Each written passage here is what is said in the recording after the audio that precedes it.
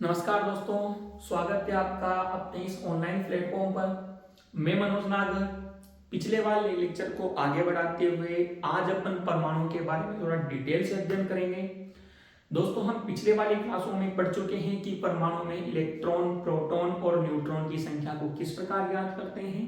Electron, proton और neutron की संख्या से किस प्रकार की परिभाषाएं संपन्न होती हैं और उन परिभाषाओं का, उन उदाहरणों का दैनिक जीवन में उपयोग हम किस प्रकार करते हैं। आज उसी लेक्चर को आगे बढ़ाते हुए दोस्तों पिछले प्रश्न का आंसर देते हैं, फिर उसके बाद हम वीडियो की शुरुआत करेंगे। पिछला प्रश्न दोस्तों मैंने आपसे पूछा था कि जब भी हम किसी सूत्र का निर्माण करते हैं तो हमेशा किसकी आवश्यकता होती है? तत्व की। और बिना तत्व के सूत्र का निर्माण नहीं हो सकता, चाहे वो दुनिया का कोई सा भी सूत्र हो। किंतु जब हम भारी पानी का फॉर्मूला बोलते हैं तो भारी पानी का फॉर्मूला होता है दोस्तों D2O। यहाँ पर O फॉर तो ऑक्सीजन है, लेकिन D नाम का आवर्त सारणी में कोई तत्व नहीं है। और D नाम का आवर्त सारणी में कोई तत्व हो ही नहीं सकता दोस्तों, क्योंकि यह किसी तत्व का नाम भी नहीं है। जब हम इसका नाम बोलते हैं दोस्तों तो इसका नाम है ड्यूटेरियम ऑक्साइड। इसका पूरा नाम है दोस्तों ड्यूटेरियम ऑक्साइड। और यह ड्यूटेरियम कोई तत्व नहीं है दोस्तों, यह तत्व का एक रूप है जिसे हाइड्रोजन का समस्थानिक बोलते हैं।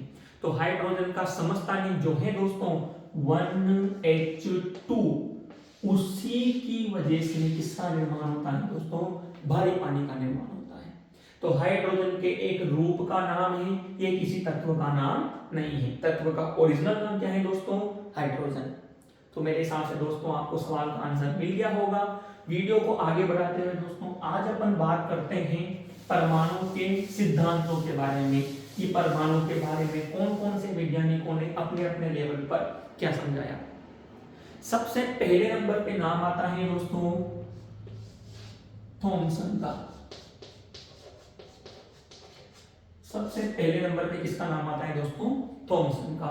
और इसे बोलते हैं थॉमसन का परमाणु मॉडल। थॉमसन का परमाणु मॉडल। किंतु यह कोई ज्यादा इंपोर्टेंस नहीं रखता दोस्तों, क्योंकि यह छोटी क्लासों में भी पढ़ाया जाता है और जो छोटी क्लासों से चलती आ रही हो वो चीजें एग्जाम में नहीं पूछी जाती। किंतु परमाणु के बारे में सर्वप्रथम बेचारा दिमाग लगाने वाला यही था, इसीलिए इसका सम्मान रखने के लिए इस मॉडल को सर्वप्रथम बोला जाता है।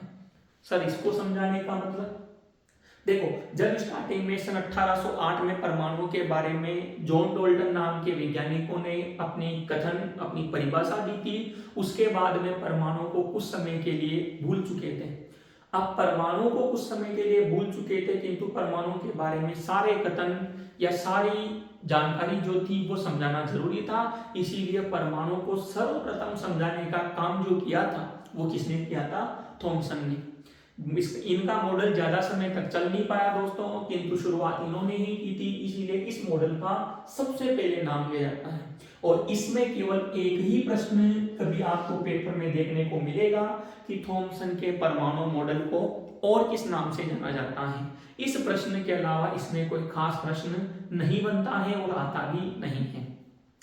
थॉमसन नाम के वैज्ञानिक ने दोस्तों क्या बोला था कि परमाणु एक तरबूज की तरह गोलाकार है।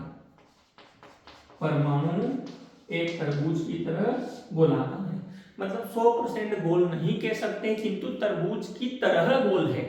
ये किसने बोला था? थॉमसन ने। जिस प्रकार तरबूज में बीज बिखरे होते हैं, उसी प्रकार परमाणु में इलेक्ट्रॉन बिखरे होते हैं। जिस प्रकार तरबूज में बीज होते हैं उसी प्रकार परमाणु में इलेक्ट्रॉन होते हैं। तो परमाणु के भीतर इलेक्ट्रॉन है, ये स्टेटमेंट किसका था? थॉमसन का। इसीलिए इलेक्ट्रॉन की खोज में किसका नाम आता है दोस्तों? थॉमसन का नाम आता है। तो परमाणु तरबूज के समान गोलाकार होता है। जिस प्रकार तरबूज गोल होता है उसी प्रकार परमाणु भी गोलाकार है। जिस प्रकार तरबूज में बीज बिखरे हुए होते हैं उसी प्रकार परमाणु में इलेक्ट्रॉन बिखरे हुए होते हैं।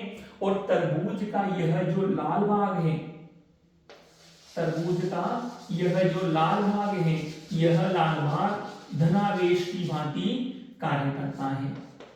लाल भाग जो है, यह लाल भाग किसकी भांति काम करता है? धनावेश की भांति काम करता है। ये लाइन आपको बहुत कम जगह आपको दोस्तों देखने को मिलेगी। इतना सारी स्टेटमेंट किसका है? थॉमसन का। और इस मॉडल को दोस्तों परमाणु के बारे में समझाया गया था, इसलिए इस थॉमसन के परमाणु मॉडल को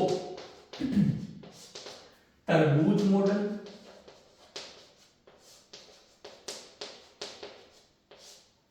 प्लम पुरिक मॉडल, और एक नया नाम और प्रचलित हुआ है दोस्तों, रेजिन मॉडल। यह आपको नई किताबों में देखने को मिलेगा। तो इस मॉडल को परमाणु तरबूज मॉडल, प्लम पुरिक मॉडल और रेजिन मॉडल के नाम से भी जाना जाता है। प्लम पुरिक शब्द आप पहले से ही सुनते आ रहे हैं। प्लम पुरिक शब्द का मतलब क्या है? जिस प्रकार बूंदी का लड्डू होता है, उसी प्रकार एक लड्डू नुमा मिठाई होती है, और लड्डू में जिस प्रकार काजू बादाम चिपके हुए होते हैं, उसी प्रकार इसमें यह दाने चिपके हुए होते हैं। तो यह जो दाने चिपके हुए हैं, यह इलेक्ट्रॉन की भांति कार्य करते हैं, और शेष बचा हुआ भाग धनावेश की भांति कार्य करता है। यह किसने समझाया था? थॉमसन ने। तो इसे ही थॉमसन का परमाणु मॉडल कहते हैं।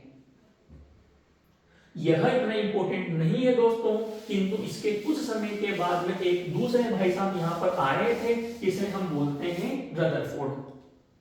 और रदरफोर्ड खासा इंपॉर्टेंट है। रदरफोर्ड का परमाणु मॉडल, रदरफोर्ड का परमाणु मॉडल। रदरफोर्ड खासा इंपॉर्टेंट है दोस्तों, क्योंकि रदरफोर्ड का नाम हम परमाणु के आंतरिक भाग में भी लिख चुके हैं, और परमाणु के अंदर रदरफोर्ड ने किसकी खोज करी थी? तो वो खोज करी थी नाभिक की। तो चलिए दोस्तों शुरू करते हैं। तो रदरफोर्ड ने अपने प्रयोग के लिए किसकी पन्नी का उपयोग किया? सोने की पन्नी का। और सोने का प्रतीक चिन्ह क्या होता है दोस्तों? Au। यह सादा सिंपल प्रश्न है दोस्तों, और यह सबसे फेमस लाइन है, तो मेरे हिसाब से ये सभी को पता होगी। तो रदरफोर्ड ने एक सोने की पतली पन्नी का प्रयोग किया। इस सोने की पतली पन्नी के पीछे एक पर्दा लगाया, और यह पर्दा किससे पुता हुआ था दोस्तों? ZnS से लेपित। लेपित का मतलब पुता हुआ, ZnS मतलब जिंक सल्फाइड। तो रदरफोर्ड ने सोने की एक पतली पन्नी ली, सोने की पतली पन्नी के पीछे ZnS जिंक सल्फाइड से लेपित एक पर्दा लगाया, तथा इस पर किसकी बौछार की दोस्तों? तो इस पर बौछार की एल्फा कणों की। एल्फा कण स्रोत। तो इस पर किसकी बौछार की दोस्तों? एल्फा कणों की। और जब इस पर एल्फा कणों की बौछार की, तो उससे क्या निष्कर्ष प्राप्त हुए? तो दोस्तों एक बार वापस रिपीट करते हैं। तो रदरफोर्ड ने अपने परमाणु मॉडल को समझाने के लिए किसका प्रयोग किया? सोने की पतली झिल्ली का, या सोने की पतली पन्नी का। इसके पीछे किसका पर्दा लगाया? तो जिंक सल्फाइड से पुता हुआ या जिंक सल्फाइड से लेपित पर्दा लगाया। और इस पर किसकी बौछार की दोस्तों? एल्फा कणों की। एल्फा कणों की बौछार की। कितने एल्फा कणों की बौछार की दोस्तों? तो लगभग 20,000 एल्फा कणों की बौछार की। 20,000 एल्फा कणों में से कुछ एल्फा कण तो सीधे ही निकल गए, कुछ एल्फा कण तो सीधे ही निकल गए। अब यदि एल्फा कण सीधे निकल गए, तो इससे क्या साबित हुआ? तो पहला ही लाइन जब बोला गया, तो थॉमसन का मॉडल यही खत्म हो गया कि यदि इलेक्ट्रॉन बिखरे हुए थे, तो फिर यह कैसे निकल गई? अर्थात इसमें इलेक्ट्रॉन नहीं है। तो यहां से एक पहली लाइन से एक लाइन सिद्ध होती है कि एल्फा कण सीधे गुजर गए, मतलब परमाणु का अधिकांश भाग खोखला होता है। दूसरा पॉइंट, कुछ इलेक्ट्रॉन किसी न किसी कोण पर मुड़ गए, कुछ इलेक्ट्रॉन किसी न किसी कोण पर मुड़ गए। इसे आप मुड़ने को विक्षेपित होना भी कह सकते हैं दोस्तों, इस प्रकार। और इन 20,000 एल्फा कणों में से एक एल्फा कण ऐसा था जो जिस दिशा में गया उसी दिशा में लौट के वापस आ गया। जिस दिशा में गया उसी दिशा में लौट के वापस आ गया। और जैसे ही रदरफोर्ड को यह घटना दिखाई दी, रदरफोर्ड का दिमाग खराब हो गया कि सब स्थानों से तो इलेक्ट्रॉन किसी न किसी बहाने से गुजर रहे हैं, किंतु इस बिंदु में ऐसा क्या है कि एल्फा कण वापस लौट करके आ रहा है। तो यहां से एक बात साबित हुई कि इस बिंदु का नाम रदरफोर्ड ने आगे जाकर के क्या दिया, नाभिक। इसको जमाते हुए बोलते हैं दोस्तों। तो रदरफोर्ड ने अपने प्रयोग में सोने की पतली पन्नी का प्रयोग किया। सोने की पतली पन्नी के एक और जिंक सल्फाइड से लेपित पर्दा लगाया तथा इस पर एल्फा कणों की बौछार की। कुछ एल्फा, लगभग 20,000 एल्फा कणों की बौछार की। कुछ एल्फा कण तो सीधे ही गुजर गए। इससे यह सिद्ध होता है कि परमाणु का अधिकांश भाग खोखला होता है। कुछ एल्फा कण किसी न किसी कोण पर विक्षेपित हो गए तथा 20,000 में से एक एल्फा कण जिस दिशा में गया या जिस पथ पर गया पुनः उसी दिशा में वापस लौट आया। इससे यह सिद्ध होता है कि परमाणु का समस्त धनावेश एक सूक्ष्म बिंदु पर केंद्रित होता है, जिसे क्या बोलते हैं, नाभिक बोलते हैं। परमाणु का समस्त धनावेश एक सूक्ष्म बिंदु में केंद्रित होता है, जिसे क्या कहते हैं, नाभिक कहते हैं। तो अर्थात नाभिक के बारे में बताने वाले कौन थे, रदरफोर्ड। इसे रदरफोर्ड का परमाणु मॉडल या रदरफोर्ड का एल्फा कण प्रकीर्णन प्रयोग भी कहते हैं। प्रकीर्णन का मतलब गुजरना, एल्फा कण का उपयोग किया था इसलिए एल्फा कण का नाम आता है। अब दोस्तों यहां से बात निकल कर क्या आती है कि थॉमसन के परमाणु मॉडल को पूर्ण रूप से समाप्त कर दिया गया इस प्रयोग के द्वारा, क्योंकि थॉमसन के मॉडल के द्वारा कही गई बातें गलत सिद्ध हो गई थी। किंतु उसकी बातें गलत सिद्ध होने के बाद में उन्होंने कहा कि भाई साहब, नाभिक समस्त धनावेश को लेकर के बैठा है, तो ये बात तो चलो आपकी समझ में आ गई, किंतु इसमें इलेक्ट्रॉन कहां गया। जो मैं बीज के रूप में इलेक्ट्रॉन को दर्शा रहा था, आपने इलेक्ट्रॉन के बारे में कोई भी बात नहीं बोली। तो यहां से रदरफोर्ड भाई साहब ने एक लाइन बोली कि इलेक्ट्रॉन इस नाभिक के चारों ओर लगातार चक्कर लगाता है। इलेक्ट्रॉन इस नाभिक के चारों ओर लगातार चक्कर लगाता है, और जब लगातार चक्कर लगाता है तो ऊर्जा का उत्सर्जन करता है। यह स्टेटमेंट भी किसका था, रदरफोर्ड का। तो इलेक्ट्रॉन के बारे में जब थॉमसन द्वारा पूछा गया तो इसने अपने कथन में एक चौथा पॉइंट और जोड़ दिया कि इलेक्ट्रॉन नाभिक के चारों ओर लगातार ऊर्जा का उत्सर्जन करता है और चक्कर लगाता है। और जैसे ही थॉमसन के द्वारा, जैसे ही रदरफोर्ड के द्वारा यह लाइन बोली गई तो इसमें कमियां निकल कर के आ गई। और इसमें कमियां क्या निकल कर के आई दोस्तों, कि थॉमसन के द्वारा और अन्य व्यक्तियों के द्वारा पूछा गया कि पहला प्रश्न कि यदि इलेक्ट्रॉन लगातार ऊर्जा का उत्सर्जन करेगा तो एक समय ऐसा आएगा जिसकी ऊर्जा पूर्ण रूप से खत्म हो जाएगी। उदाहरण के तौर पर ऐसे समझे दोस्तों, फॉर एग्जांपल एक रूम है, इस रूम में आपको एक स्थान पर खड़ा कर दिया जाता है और आपसे बोला जाता है कि आप लगातार चक्कर लगाएंगे, लगातार चक्कर लगाएंगे, आपको कहीं पर भी रुकना नहीं है। एक समय ऐसा आएगा दोस्तों कि आप 10 चक्कर, 20 चक्कर, 30 चक्कर, 50 चक्कर लगा सकते हैं, किंतु उसके बाद में फिर आपको चलने की क्षमता नहीं रहेगी। यदि उसके बाद भी आपके पीछे कुत्ता छोड़ दिया जाए तो आप ज्यादा से ज्यादा 10 चक्कर और मार सकते हैं, उसके बाद में फिर आप गिर ही जाएंगे, भले से कुत्ता बटका भर ले। इसी प्रकार जब इलेक्ट्रॉन लगातार ऊर्जा का उत्सर्जन करता है तो एक समय ऐसा भी आएगा जब इलेक्ट्रॉन के अंदर ऊर्जा ही नहीं बचेगी, और यदि ऊर्जा नहीं बचेगी तो वह नाभिक की ओर आकर्षित होगा और वह नाभिक में गिर जाएगा। क्योंकि नाभिक के ऊपर कौन सा आवेश है, प्लस आवेश। यह कौन बोल चुके हैं, रदरफोर्ड। और यदि इलेक्ट्रॉन नाभिक में गिर गया तो परमाणु का अस्तित्व समाप्त। परमाणु का अस्तित्व समाप्त तो पदार्थ का अस्तित्व भी समाप्त, और पदार्थ का अस्तित्व समाप्त तो हमारा भी अस्तित्व समाप्त, क्योंकि अब अपन ठोस, द्रव और गैस से मिलकर के बने हुए हैं। तो इस कथन का जवाब रदरफोर्ड नहीं दे पाया। थॉमसन ने बोला कि चलो कोई बात नहीं, पहले पॉइंट को छोड़ो, दूसरे पॉइंट पे आते हैं। दूसरा पॉइंट क्या बोला गया कि आपने खुद ने बोला है कि नाभिक के ऊपर कौन सा आवेश है, धनावेश, अर्थात नाभिक धनावेश लेके बैठा है। इलेक्ट्रॉन के ऊपर कौन सा आवेश है, ऋणावेश। क्या प्लस माइनस को अपनी ओर आकर्षित करेगा क्या, तो रदरफोर्ड ने बोला कि जी सर। और यदि इलेक्ट्रॉन और मतलब माइनस और प्लस यदि दोनों एक दूसरे को आकर्षित करेंगे, नाभिक और इलेक्ट्रॉन दोनों एक दूसरे को आकर्षित करेंगे, तो नाभिक तो अपने स्थान से हिल नहीं सकता किंतु इलेक्ट्रॉन हिल सकता है, और इलेक्ट्रॉन धीरे धीरे फिर नाभिक की ओर आकर्षित होगा और फिर नाभिक में गिर जाएगा। इसका जवाब भी रदरफोर्ड नहीं दे सका। और तीसरा